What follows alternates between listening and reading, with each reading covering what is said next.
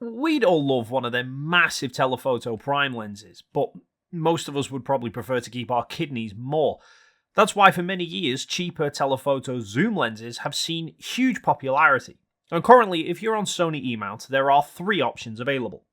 The Sony 200-600, the Sigma 150-600, and the Tamron 150-500. However, all 3 of those are currently between £1,200 to £1,500, which might be out of your price range. They certainly were for me, which is why I opted for a cheaper solution that we're going to review in this video. This is the Sigma 150-600mm DG OS HSM Contemporary. That is not to be confused with their DG DN OS Sport, which is the £1,200 native E-mount lens. This is an older DSLR lens which was released back in 2015. 2015, 7 years ago. My God, I am getting old. But back then, it launched with a price point of around £1,000. But you can still pick it up brand new now for less than £900. However, being an older lens, there are actually plenty of second-hand copies to be had, which is exactly what I did. I bought this just under 2 years ago. You remember, just under 2 years ago, when everywhere was in lockdown and we were unable to actually go anywhere that would justify a telephoto lens. But I was able to get hold of this in pristine condition for £500. Well, actually it was £600, but it came paired with a 1.4 times teleconverter that I had no use for and was able to resell for £100. Anyway, that's enough of my shopping tips. And despite the fact that this is a DSLR lens, you can use it on a mirrorless camera, provided you use an appropriate lens adapter. And as luck would have it, Sigma have their own, in the form of the MC11, which mounts EF mount lenses onto Sony E-mount bodies. But how well does this perform? Firstly, in terms of size and weight.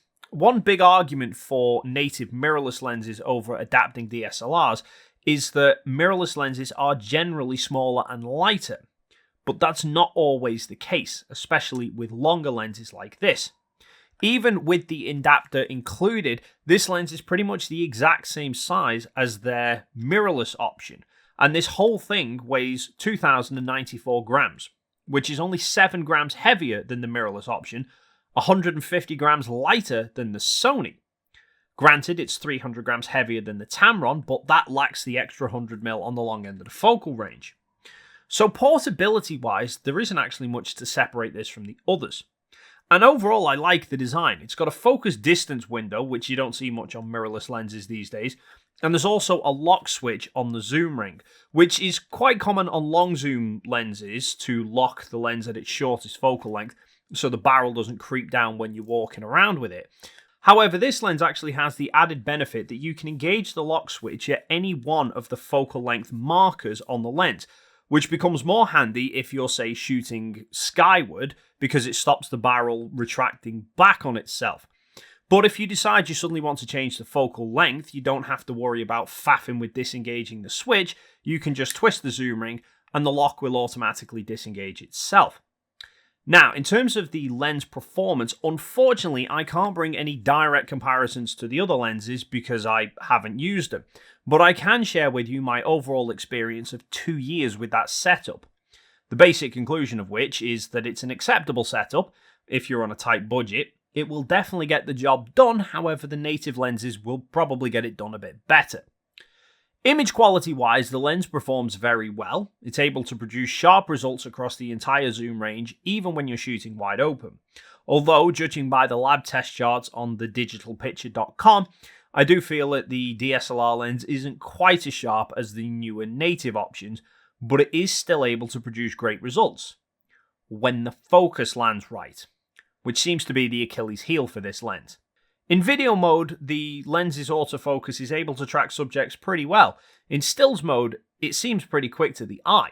I mean, I have this lens set on the fastest drive speed and the shortest response times in the camera, and looking through the viewfinder, it seems quite fast and responsive.